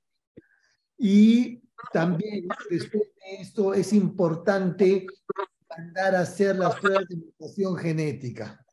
Porque ya nosotros no podemos manejar el cáncer como se manejaba hace 5 años. Miren, no les estoy hablando de mucho, solo les digo 5 años. Hoy en día para nosotros es más importante que el paciente tenga la mutación y los oncólogos clínicos le puedan dar su terapia biológica que operarlo. La cirugía tiene mucha morbilidad, linfedema, linfoquistes, seroma, infecciones recurrentes.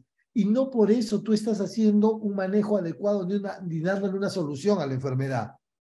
Entonces, yo sé que hay colegas todavía en provincia que los conceptos de las mutaciones o dicen, oye, ¿qué voy a mandar a hacer? Mejor me aseguro, ¿no? Hacen una linfadenectomía preventiva. Pero yo creo que debemos hacer lo que se debe hacer, ni más ni menos. Porque acá el paciente al final va a ser el protagonista de la historia.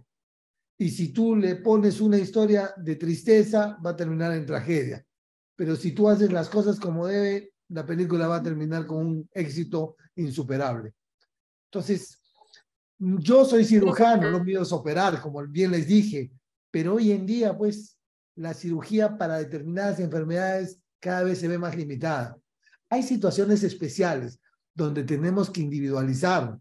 Algún día tuvimos un caso con el doctor Hugo, con Huguito, en el módulo, pero son situaciones pues que escapan a lo que está dentro de las guías. Un paciente que me sobrevive a 10 años a un melanoma melanótico, por ejemplo, ¿no? Una evolución no natural, no normal de la enfermedad. Entonces, yo creo que como especialistas tenemos que ir a la vanguardia de lo que se hace en el mundo. No, pero acá por gusto le haces la mutación porque no hay biológicos. Está bien, pero tú tienes que hacer lo que se tiene que hacer. Que el sistema de salud no te permita darle el biológico, no quiere decir que tú no hagas. Puede el paciente conseguirlo de otra manera o puede haber alguna situación que sí. Pero si tú, no vamos a darle interferón como hace 10 años, estamos perdidos, pues. Estamos perdidos. Ya no, ya cambió. Muchas gracias, Martín. Bueno, para un poco democratizar la cosa, te diré que yo recibo muestras de todo el país y no solamente en provincia tenemos problemas en Lima. Hay una gran labor justamente en homogeneizar criterios para ver cómo actuar. Y desgraciadamente, como tú mismo has mencionado, pues no tenemos todas las herramientas, no solamente a nivel de provincias ni de conos, sino inclusive en Lima nos vemos limitados con a veces los recursos para poder trabajar marcadores. Pero en caso de sospecha, mi recomendación sería, si la lesión es posible, no tienen todas las herramientas que ha mencionado el doctor Falla, ¿no? Y la lesión es posible de hacer la decisión, la recomendación es sáquenlo.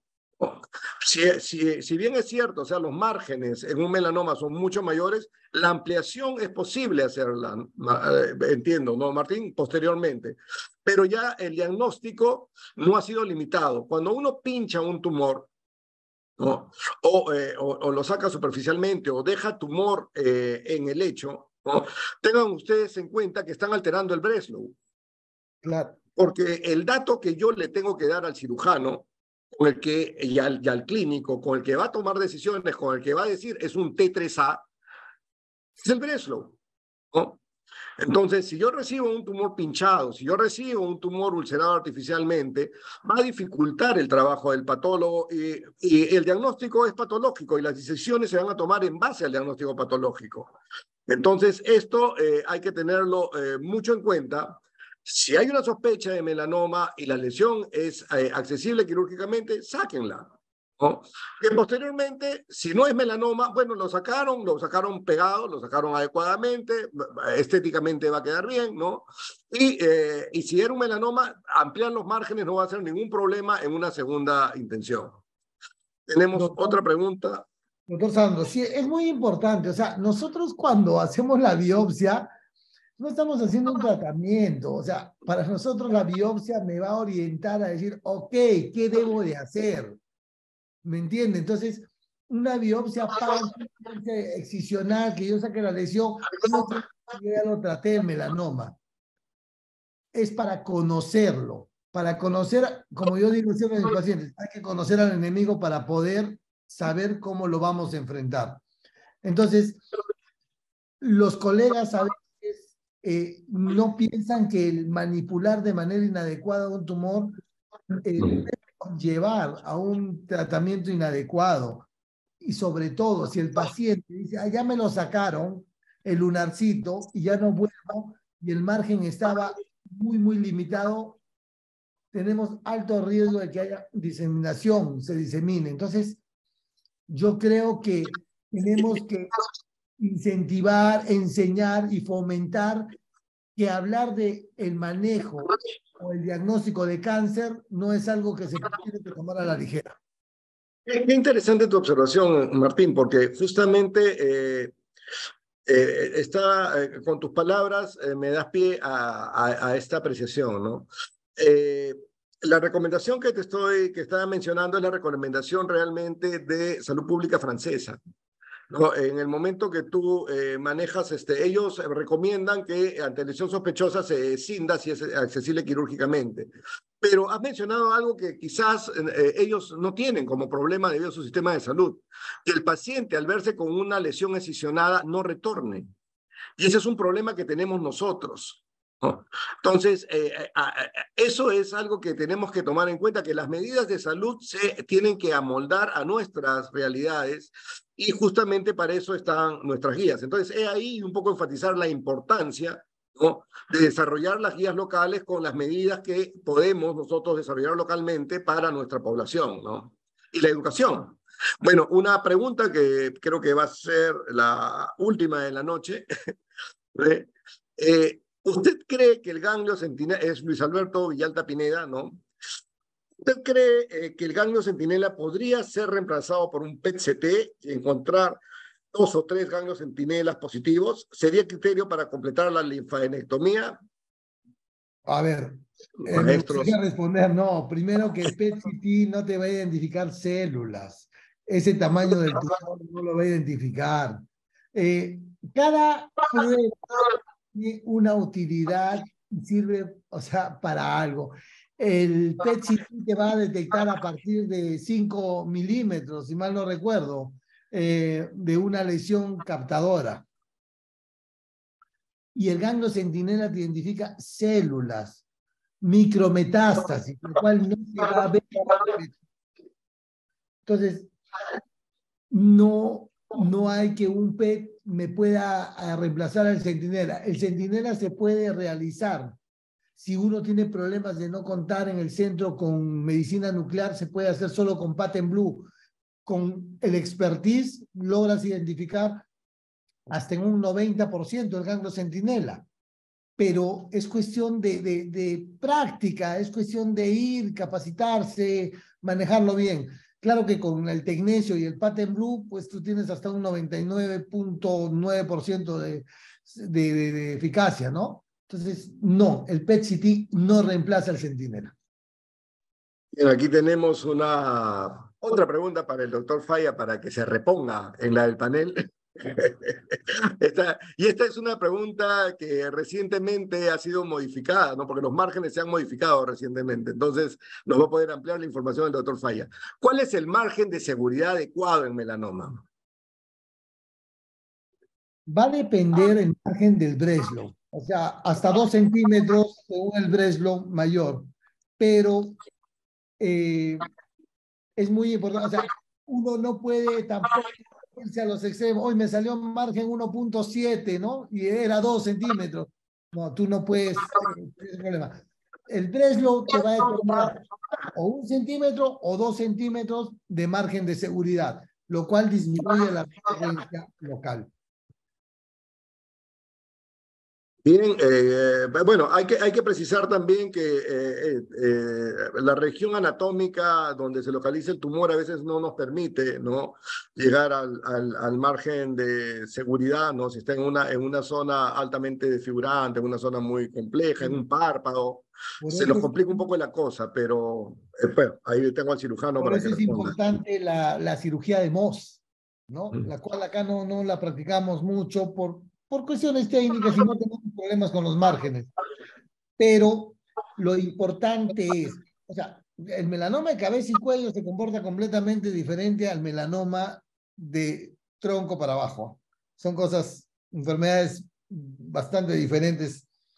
Y el melanoma lentiginoso acral, que tenemos nosotros gran incidencia, también es otra enfermedad casi muy diferente. El margen tiene que ser manejado en la mayor medida, o sea, yéndonos a la parte, a lo que recomiendan las guías. Como les decía, en in situ 0,5, T1 0,5 a 1, T2 de 1 a 2 centímetros y un T3, T4 ya son 2 centímetros de margen. Entonces, en base a eso, nosotros tenemos que manejarlo. Bueno, respecto a Mohs, hay escuelas, ¿no? Y ahí voy a diferir un poco contigo, ¿no? No todas las escuelas recomiendan utilizar Mohs para lo que es lesiones melanocíticas, porque Mohs acaba con la muestra. La cirugía de Mohs cuando tú haces un Mohs, ¿no? No es la orientación regular del tejido, o sea, se orienta en un solo campo y se va gastando, ¿no?, hasta que encuentras el margen. Eso, digamos, podría de alguna manera, en caso de melanoma, de lesiones melanocíticas malignas, pues uno, alterar tu Breslow, ¿no?, las medidas, y otro, no vas a tener probablemente tejido para trabajar posteriormente si es que necesitas pruebas adicionales. Entonces, en algunos casos, hay muchas escuelas que no lo recomiendan para lesiones melanocíticas. Para lesiones escamosas y otros cánceres de piel, pues, y sobre todo para lesiones de tejidos blandos en piel, ha estado teniendo muy buenos resultados, ¿no? Además, el Mohs es un margen es justamente para hacer márgenes mínimos, ¿no?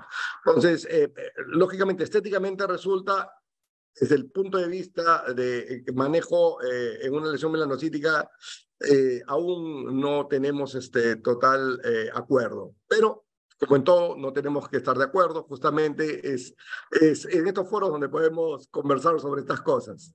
No, doctor Santos, tiene toda la razón, o sea, para ese tipo de lesiones, pero yo me refiero, hablaba usted de párpado, de ángulo interno, del ojo externo, o sea, para eso nosotros nos valemos de estas técnicas quirúrgicas para tratar de obtener el mayor margen posible. Sí, Mohs no sirve porque es un estudio además intraoperatorio, para lo cual las lesiones melanocíticas no van. Una congelación, por eso, para un ganglio centinela en melanoma o márgenes de melanoma no sirve, excepto que tiene que quedar claro. No es de mucho... Eso es muy interesante, ¿no? Porque ¿cuál es el valor del ganglio centinela intraoperatorio?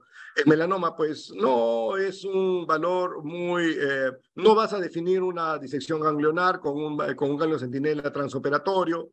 Entonces, e inclusive, ¿no?, debido a que la carga tumoral no es como en mama, ¿no? En mama estamos hablando de macrometástasis.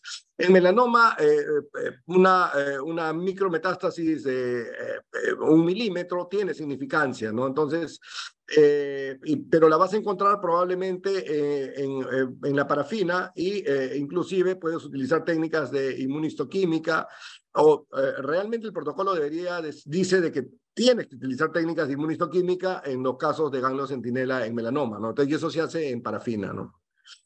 Bien, sobre la 1.5 o 1 centímetro, yo creo que ha sido contestado, ¿no? Es entre 1 y 2 centímetros y hay que manejarlo con criterio, ¿no? Y la última pregunta de la noche es, luego de una resección de una lesión de melanoma en planta de pie de 5 centímetros de diámetro, ¿se coloca injerto in situ o colgajo? ¿O se debería dejar herida abierta para posterior cierre post resultado de patología?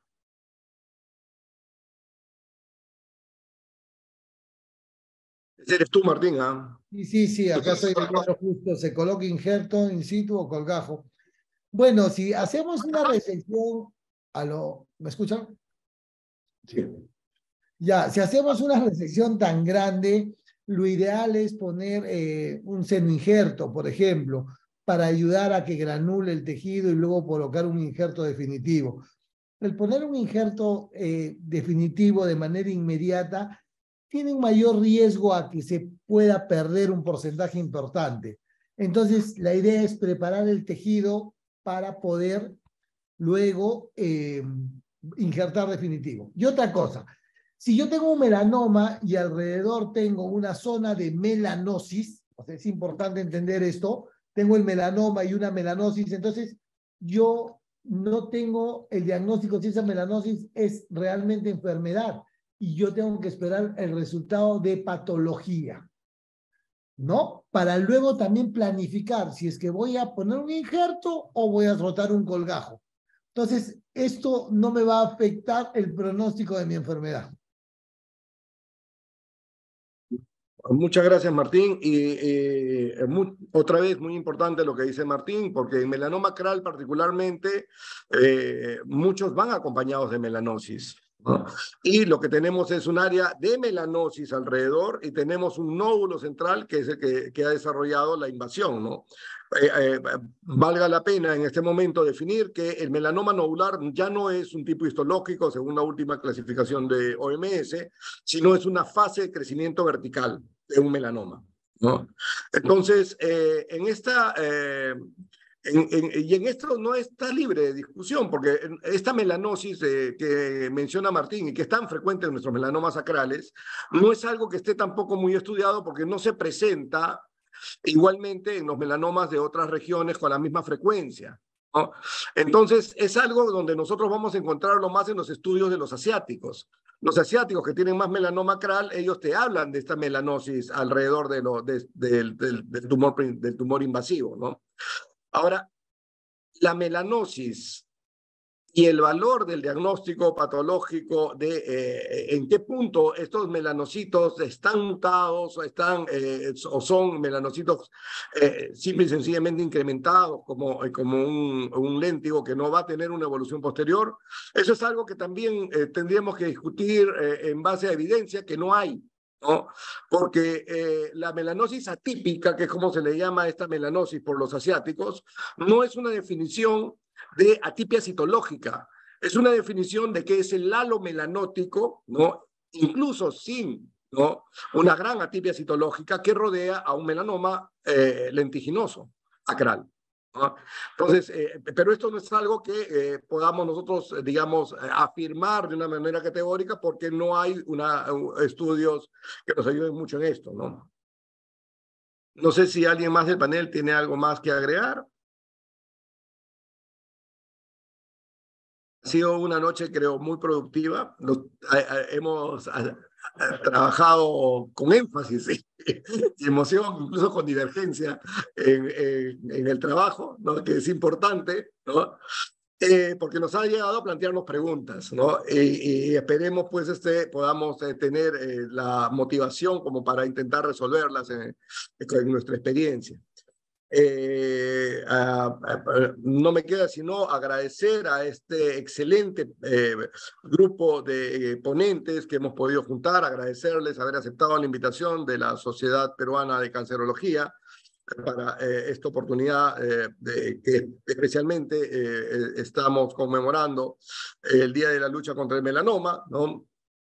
Agradecer a todos los participantes que nos han acompañado a lo largo de toda esta jornada y agradecer a nuestro patrocinador, ¿no? El laboratorio Bristol Myers Squibb en esta oportunidad, ¿no? A nombre de nuestra presidenta Tatiana Vidaurre Rojas, ¿no? De la Junta Directiva de la Sociedad Peruana de Cancerología, doy por concluida la sesión. Muchas gracias. Nos vemos. Gracias, Sandro, por la excelente moderación. Un gran abrazo. Abrazo. Gracias. Nos vemos.